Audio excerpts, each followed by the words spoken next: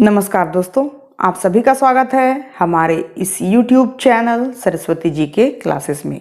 दोस्तों, आज की क्लास में हम कंटिन्यू करेंगे झारखंड के साहित्य एवं साहित्यकार, और इस क्रम में आज हम जानेंगे सदानी साहित्य से जुड़ी महत्वपूर्ण बातें जो एग्जाम पॉइंट ऑफ व्यू से इम्पोर्टेंट है और आने वाले एग्जाम्स में जहां से क्वेश्चन पूछे जाने की संभावना है। पहले भी अगर देखा जाए तो पहले भी कई बार यहाँ से क्वेश्चंस जो हैं वो पूछे गए हैं।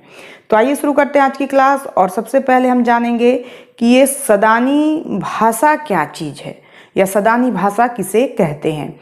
तो जो झारखंड में जो आदिवासियों के अलावा जो गैर आदिवासी मूल निवासी रहते हैं उन्हें ही सदान कहा जाता है, और उनके द्वारा जो भाषा बोली जाती है या जो बोली बोली जाती है उस भाषा को सदानी भाषा कहा जाता है। तो इस क्रम में ये जो सदानी भाषा है इसमें खोटा, पंचपरगनिया, कुरमाली, नागपुरी आदि भाषाएं जो हैं वो आती हैं। तो आज हम सबसे पहले जानेंगे सदानी भाषा साहित्य के क्रम में खोटा भाषा के बारे में। तो खोटा में कौन कौन सी रचनाएं रची गई हैं, इसके रचनाकार कौन कौन से हैं, कहाँ इसमें से कौन कौन से क्वेश्चन जो एग्जाम में पूछे जाते हैं, तो हम इन सब चीज़ों की जानकारी जो है वो हासिल करेंगे। तो आइए शुरू करते हैं। खोटा यह खरोष्टी लिपि से संबंधित है तथा खरोष्टी का ही अपभ्रंशित रूप है। ये जो खोटा शब्द है ये खरोष्टी लिपि से संबंधित है और इसी का ये अपभ्रंशित रूप है खोटा। खोटा साहित्य में अधिकतर राजा रजवाड़ों, राजकुमार राजकुमारियों आदि की कथाएं मिलती हैं। ये जो खोटा साहित्य है इसमें अगर देखा जाए तो अधिकतर राजा से जुड़े हुए या राजा राजकुमारियों से जुड़ी हुई कथाएं जो है वो देखने को मिलती हैं। अब हम आगे जानेंगे खोटा की प्रमुख रचनाएं एवं उसके रचनाकार। तो इस क्रम में सबसे पहले हम जानेंगे मेघदूत। ये जो खोटा की प्रमुख रचनाकार हैं इसमें सबसे प्रमुख रूप से हम जानेंगे सबसे पहले मेघदूत। ये एक रचना है, किसके द्वारा रची गई है तो श्रीनिवास पानुरी के द्वारा। और कब रची गई तो 1950 ईस्वी में। मेघदूत जो है बहुत ही इंपॉर्टेंट है, कई बार ये एग्जाम्स में यहाँ से क्वेश्चन पूछे गए हैं कि मेघदूत किसकी कृति है तो श्रीनिवास पानुरी की है। मेघदूत कब लिखी गई तो 1950 ईस्वी में। तो इस तरह से कई बार इससे क्वेश्चंस जो है पूछे जा चुके हैं। फिर श्रीनिवास पानुरी की अन्य भी बहुत सारी रचनाएं हैं जिसे हम आगे जानेंगे। सबसे पहले हम जानेंगे मेघदूत के बाद तितकी। तितकी भी इन्हीं के द्वारा रची गई है 1951 ईस्वी में।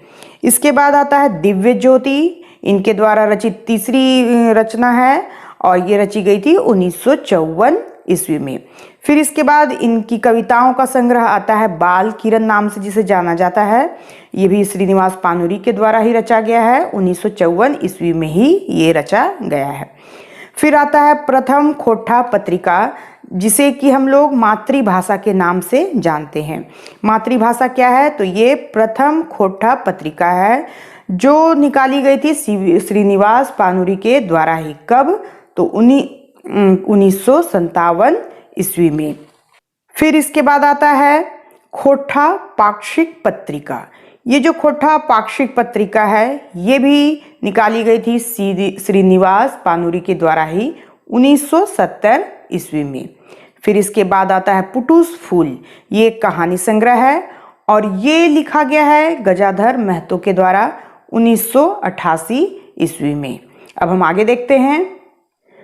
नेक्स्ट है मेका मेकी न मेट माट। ये एक रचना है, किसके द्वारा रची गई है तो ए.के. झा के द्वारा, यानी मेका मेट की न मेट माट जो है वो लिखी गई है रचनाकार ए.के. झा के द्वारा 1991 में लिखा गया है। फिर इसके बाद आता है बिरसा भगवान, जो कि धनपत महतो के द्वारा लिखी गई है और ये इसका भी वर्ष है 1991 ईस्वी। फिर इसके बाद बहुत ही प्रसिद्ध नाटक आता है खोटा का डाह। ये एक नाटक है, सुकुमार के द्वारा लिखा गया है। ये नाटक 1992 ईस्वी में प्रकाशित हुआ। फिर आता है डिंडक डोआइन, ये वंशीडाल के द्वारा लिखी गई है 1992 ईस्वी में। फिर है भीष्मेक सूत, जिसे कि फूलचंद महतो के द्वारा रचा गया है 1993 ईस्वी में। इसके बाद आता है मुक्तिक डहर, जो कि श्याम सुंदर के द्वारा लिखा गया है 1995 ईस्वी में। इसके बाद आता है लुआठी, जो कि खोटा पत्रिका है और इसको संपादित करने वाले हैं गिरधारी गोस्वामी और इन्होंने इसकी शुरुआत की थी 1999 ईस्वी में। इस तरह से ये महत्वपूर्ण रचनाएं हैं खोटा भाषा से संबंधित। इनके अलावा भी कुछ महत्वपूर्ण रचनाएं हैं जो एग्जाम पॉइंट ऑफ व्यू से इंपॉर्टेंट है, उन्हें भी देख लेते हैं। सेवाती और झिंगूर, जो लिखा गया है सुकुमार जी के द्वारा। फिर है रुसल पुटूस शिवनाथ प्रमाणिक के द्वारा। एक पथिया डोंगल महुआ तथा एक मौनी फूल, ये लिखा गया है संतोष कुमार महतो के द्वारा। फिर बोनेक बोल, ये रमनिका गुप्ता के द्वारा रचा गया है। सोंध माटी विनोद कुमार के द्वारा लिखा गया। फिर है जिंगिक टोह, ये लिखा गया है चित्तरंजन महतो के द्वारा। तो इस तरह से और भी बहुत सारे हैं, लेकिन एग्जाम पॉइंट ऑफ व्यू से जितने इंपॉर्टेंट है उन सभी का जिक्र मैंने यहाँ किया है। अब हम जानेंगे नागपुरी साहित्य के बारे में। यह जो है यह भाषा सादरी गंवारी के नाम से जानी जाती है। यह जो है संपर्क भाषा के रूप में पूरे झारखंड में सभी भाषा भाषियों के बीच जो है प्रचलित है। इसके अलावा झारखंड के अलावा देखा जाए तो ये मध्य प्रदेश, छत्तीसगढ़, उड़ीसा आदि राज्यों में भी बोली जाती है। इस भाषा को नागवंशी राजाओं की मातृभाषा होने का भी गौरव प्राप्त है। किसे? तो नागपुरी भाषा का। हो सकता है एग्जाम्स में ऐसा क्वेश्चन पूछा जा सकता है कि नागवंशी राजाओं की मातृभाषा होने का गौरव किस भाषा को प्राप्त है? तो ये है नागपुरी भाषा को। और इसका लोक साहित्य जो है वो बहुत संपन्न है। इसके साथ साथ जो इसका लिखित साहित्य है ये भी अत्यंत समृद्ध है। 1896 में नागपुरी का प्रथम व्याकरण notes on the Ganwari dialect of Lohardaga Chota Nagpuri की रचना की गई। किसके द्वारा? तो एच विटली के द्वारा।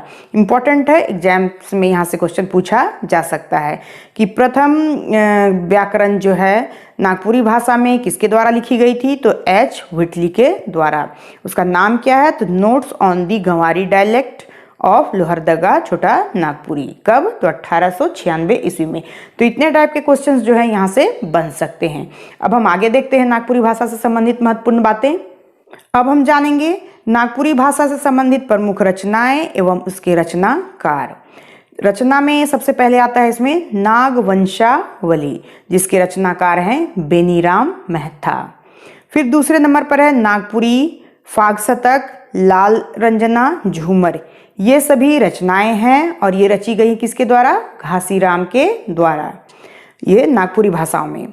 फिर आता है महाभारत, सुदामा चरित, लंका कांड, उषा हरण, कृष्ण चरित आदि। तो ये किसके द्वारा रचा गया है? तो ये रचा गया है कंचन के द्वारा। फिर इसके बाद आता है जितिया कहानी, श्री गणेश चौथ कहानी, फोगली बुढ़िया कर कहानी, करम महामात्य, नारद मोहलीला। तो ये सभी जो कहानियां हैं ये किसके द्वारा लिखी गई हैं? तो ये लिखी गई हैं धनीराम बख्शी के द्वारा। फिर इसके बाद आता है कांटी, नेरुआ लोटा उर्फ सांस्कृतिक अवधारणा, जो कि एक निबंध है, ठाकुर विश्वनाथ शाही, जो कि एक लघु नाटक है। तो ये इन सभी की रचना की गई थी बीपी केसरी के द्वारा। फिर इसके बाद आता है हनल चरित्र, ये देवधरिया के द्वारा रचा गया है। फिर है खुंखड़ी रुंगड़ा। खुंखड़ी रुंगड़ा जो है ये लिखा गया है काली कुमार सुमन के द्वारा। फिर आता है सोन झैर, ये कहानी संग्रह है जो लिखा गया है प्रफुल्ल कुमार राय के द्वारा। मरांगोम के जयपाल सिंह और महाराजा मदरा मुंडा, ये लिखा गया है गिरधारी राम गोंझू के द्वारा। फिर है सेवा और नौकरी, तेतर की छाह। तो ये जो सेवा और नौकरी तथा तेतर की छाह जो है ये श्रवण गोस्वामी के द्वारा लिखा गया है। फिर है काका कर कहनी। काका कर कहनी जो है ये लिखा गया बड़ाई ईश्वरी प्रसाद सिंह के द्वारा। फिर है मेंजूर पाइक, ये लिखा गया है नईमुद्दीन मिर्दहा के द्वारा।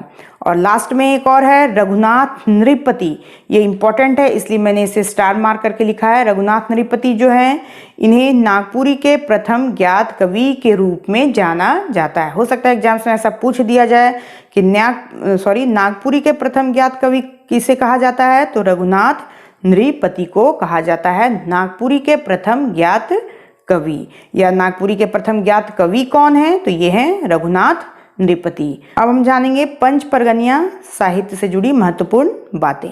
पंच परगनिया भाषा जो है ये पंच परगना क्षेत्र के अंतर्गत जो क्षेत्र आते हैं जैसे कि बुंडू, राहे, सोनाहातू, सिल्ली आदि क्षेत्र, वहाँ ये भाषा प्रचलित है। और अगर इसके आरंभकर्ता की बात कही जाए तो इसमें विनोदिया कवि, जिसे कि विनंदिया या विनोद सिंह के नाम से भी जाना जाता है, को पंच परगनिया साहित्य का आरंभकर्ता माना जाता है। पंच परगनिया साहित्य में क्षेत्र एवं परिवेश के प्रति सजगता तथा वैष्णव भक्ति की झलक जो है वो दिखाई पड़ती है। ये जो पंच परगनिया साहित्य है उसमें क्षेत्र और परिवेश के प्रति जो सजगता और वैष्णव भक्ति की झलक जो है वो दिखाई पड़ती है। किसमें? तो पंच परगनिया साहित्य में। पंच परगनिया के कवि जो हैं सोबरन, उन्हें पंच परगनिया के कबीरपंथी धारा को प्रोत्साहित करने का श्रेय जाता है। किसे जाता है? तो कवि सोबरन को पंच परगनिया के कबीरपंथी धारा को प्रोत्साहित करने का श्रेय जाता है। अब हम जानेंगे पंच परगनिया के प्रमुख रचनाएं और रचनाकार। इसके अंतर्गत आते हैं छोटा नागपुर ताल मंजरी, जो कि विनंदिया के झुमरों का संकलन है, और इसके रचनाकार माने जाते हैं विनोद कवि, जिसमें कि नाम का अगर उल्लेख किया जाए तो आता है उपेंद्र नाथ सिंह का नाम। यानी किसी बुक में विनोद कवि लिखा है और कहीं पे उपेंद्र नाथ सिंह लिखा है, तो आप इन दोनों को जान लीजिए। हो सकता है ऑप्शन में विनोद कवि दे दे या फिर उपेंद्र नाथ सिंह दे दे। तो रचनाकार हो जाएंगे छोटा नागपुर ताल मंजरी के विनोद, या तो विनोद कवि लिखा रहेगा या फिर उपेंद्र नाथ सिंह। इस तरह से ये प्रमुख रचना है पंच परगनिया साहित्य से जुड़ी हुई। फिर अगर प्रमुख रचनाकार की बात करें तो विनोद कवि, विनंदिया, गोरांगिया, गोरांग सिंह या गोरा चांद, ये सभी एक ही नाम है। फिर बरजूराम, दीन या दीना जो है ये प्रमुख रचनाकार हैं पंच परगनिया साहित्य के। तो इतनी ही जानकारी जो है वो बुक्स में दी हुई है। तो हो सकता है अगर यहाँ से क्वेश्चन पूछा जाए या नहीं भी पूछा जा सकता है, लेकिन हमें पढ़ना है क्योंकि सिलेबस में ये दिया है। खैर, अब हम आगे बढ़ते हैं कुरमाली साहित्य की ओर। कुरमाली साहित्य की अगर बात की जाए तो कुरमाली भाषा का प्रथम शोध किसके द्वारा किया गया? तो डॉक्टर नंद किशोर सिंह ने किया है। कुरमाली भाषा का प्रथम शोध डॉक्टर नंद किशोर सिंह ने किया है।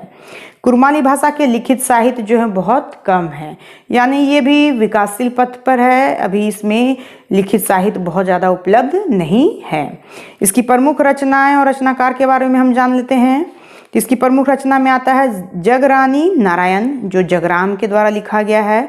करम गीत, जो बुद्धू महतो के द्वारा लिखा गया है। नेठा पाला, जो कि निरंजन महतो के द्वारा लिखा गया है। भात भगवान, घोरा साधन संगीत, ये सभी जो हैं ये सृष्टिधर सिंह के द्वारा लिखे गए हैं। क्या क्या नाम है? तो भात भगवान, घघौरा, साधन संगीत, सृष्टिधर सिंह के द्वारा। फिर इसके बाद आता है कुरमाली भाषा तत्व। यहाँ मैंने गलती से साहित्य लिख दिया था, इसको काट के मैंने यहाँ तत्व कर दिया है। कुरमाली भाषा तत्व किसने लिखा है? तो खुदीराम महतो के द्वारा लिखा गया है। फिर है कपिला मंगल, जो कि राजेंद्र प्रसाद महतो के द्वारा लिखा गया।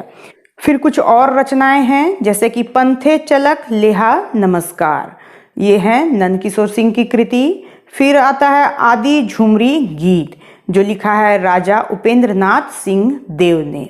फिर उसके बाद है झूमर संगीत एवं पाला संगीत, जो लिखा गया है रामेश्वर महतो के द्वारा। और लास्ट में है निधरे आँखी जल आँखी पाते, तो ये लिखा गया है देवकी नंदन प्रसाद के द्वारा। तो इतनी ही जानकारी उपलब्ध है बुक्स में कुरमाली साहित्य से जुड़ी हुई। तो ये थी कुछ महत्वपूर्ण जानकारियाँ हमारे सदानी भाषा साहित्य से जुड़ी हुई, जिसके अंतर्गत आज हमने जाना खोटा, नागपुरी, पंच परगनिया, कुरमाली आदि भाषा साहित्य के बारे में तथा इनके महत्वपूर्ण तथ्यों को, जो एग्जाम पॉइंट ऑफ व्यू से इम्पोर्टेंट हैं और आने वाले एग्जाम्स में जहाँ से क्वेश्चन पूछे जा सकते हैं। तो आज के लिए बस इतना ही। नेक्स्ट वीडियो में हम फिर मिलते हैं हिंदी गद्य साहित्य, पद साहित्य के साथ। तब तक के लिए धन्यवाद। जय हिंद, वंदे मातरम।